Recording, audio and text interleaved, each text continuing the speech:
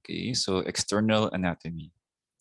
So far, I've been going very slowly so that you can slowly digest what's going on here. It's like getting to know yourself.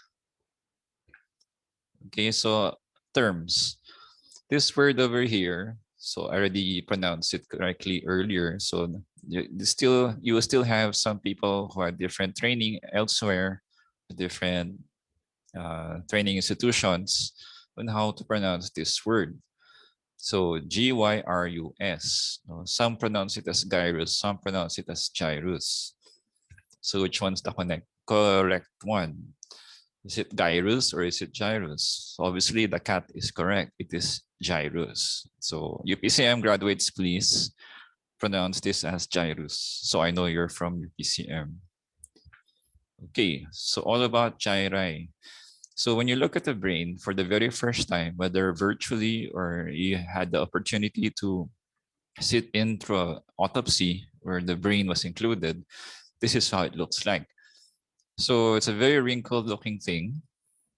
So those wrinkle looking things are what we call the gyri or gyrus on the singular. And for every gyri, there must be a carving inside, no? So there must be an inset or there must be an indentation. So depending on how deep or how shallow they are, you can call them sulci. So singular is sulcus. No, it's not sulcus. No, it's sulcus. So depending on how big they are, they can be called fissures if they're very deep. Well, if they're shallow, you can just call them a groove. They are all sulci. Okay, so sulci and not sulci. No, so the cat is correct. Okay, I always show this since I started teaching. No? So it's for you to grasp the concept of why you have gyri. So these are wrinkles. No? So with time, your brain will form deeper and deeper furrows or grooves. No? So the grooves will form humps or protuberances or protrusions. These are your gyrus or gyri. And the grooves are what we call the sulci. So as mentioned, depending how thick it is, so your if it's a very deep groove or sulcus, that's what they call a fissure. And this is the more obvious one. When you see a brain for the first time and you strip away the meninges, then you'll get this imaginary line that you can actually see in front of you. That's a fissure. So it's the interhemispheric fissure, meaning you have a hemisphere on either side of it. So if you look at it from the front, so you see a brain here, it's still wrapped up in its nice meningeal coverings, which on your, if you go online, you see they're very nice and stripped away very nicely. It's very all yellowish and nothing like this. No? Okay, and siguro for the local culture, this is how you try to grasp the concept of your gyri. It's the thing that some of you might eat. So this is, for those who don't know it, this is isaw or intestines. Okay, so this guy apparently now delivers, for those of you from UP Diliman. Okay, so if that brain you flip over, now you're looking at it from the ventral surface or the bottom surface of the brain. So comparing it with the dorsal surface, you see a lot more things down here compared to the dorsal surface. So this ventral surface would have the notorious cranial nerves, the 12 cranial nerves staring at you here in a previously undissected brain. So you see these nerves peeping out here. So in OS 203, 204, you've encountered nerves already. So these are nerves coming out of the brain. So these first two are actually extensions of the brain itself. Technically, they are not cranial nerves, but they're actually tracts coming out of the brain for two very basic special senses. So vision and smell. So going back here, so when you look at the brain for the very first time at the ventral surface, you see this tubular structure here. You see a lot of blood vessels sitting on top of it. And you have this smaller brain down here. That's the cerebellum, which you have seen on the one with the 3 layers, but with the billions of cells inside. So cerebellar hemisphere, similar to the hemispheres you see up here. This is your brain stem. So more on that next week. So if you mentally subtract this cerebellum and the brainstem in front, then you're left with this curious little structure here. So there's a brain up here, and then there's a fissure here. And then you have a bulbous brain again beneath it. So right where your temples are, so the temporal area of your head are overlying this temporal part of your brains. Hence, we call this the temporal lobes. And this one's in the front of your brain. Hence, we call it the frontal lobe of your brain. Okay, so this is just something to remember it by. So this is the frontal lobe and this is the temporal lobe here. And then a sharper part at the back of the brain, the occipital lobe.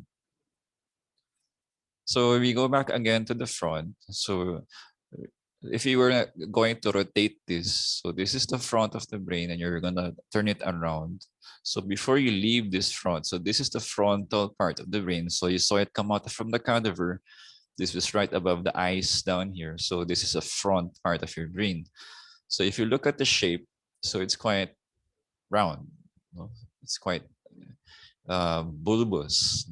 So these are the convexities of the brain out here. Okay, so if it's convex in the front, so very prominent convex, looking at it from the front, then you see those temporal lobes peeking out from below. So you flip it on the side, so you're now looking at the lateral part. So if you remember where you took it out from the cadaver, so the front part was here, so the eyeballs were down here, the ears were here. So this is right where the temples are. So this is the temporal lobe here. So frontal, then temporal, and then it becomes less convex here, and then you have a sharper tail end over here. So you see this particularly deeper sulci here, sulcus. So it's a fissure because it's very deep. It's through and through. And then you turn it all the way to the back, and you see this kind of two buttocks looking at you here. So these buttocks here are your occipital poles or your occipital lobes. They're sharper compared to the front. Now, if we subtracted away the cerebellum, then if this is the first time you're looking at the brain, you might be confused, which is the front part and which is the back part. So this is one clue, the sharp butt of the occipital lobe. And then we flip it to the other side. Now we're looking at the right side of the brain. You see this very prominent deep sulcus here, which is technically a fissure already because it's so deep and through. So that's your frontal part of the brain. This is the temporal part of the brain, so temporal. And then you have at the back your occipital part of the brain, of the cortex, the cerebral hemisphere. So we're back at the front. Okay, now we look at it from a nicely dissected picture from Washington University. So they stripped away all those blood vessels, so it's so nice and shiny here, showing you the convex front part of the brain and the sharper occipital part of the brain, and then you have the temporal lobes here on the side. If you look at it from the top, so now more or less, front would be rounder. So that's the frontal part of the brain, whereas the posterior part of the brain is a lot sharper here. So that's your occipital lobe. So frontal is big and round. Occipital is sharper and more angulated, comparing the two sides. I mean, front versus back. Okay, so that fissure there is what we call the interhemispheric fissure or the median longitudinal fissure, meaning it's that deep cut in the middle of the brain separating the hemispheres, the left from the right. Okay, so back here. interhemispheric or median longitudinal fissure. So far, it's quite simple. Just looking at it from the outside, we're not bothering first with these bumps and wrinkles here on the side. Okay, back to the front. That's a glove over there.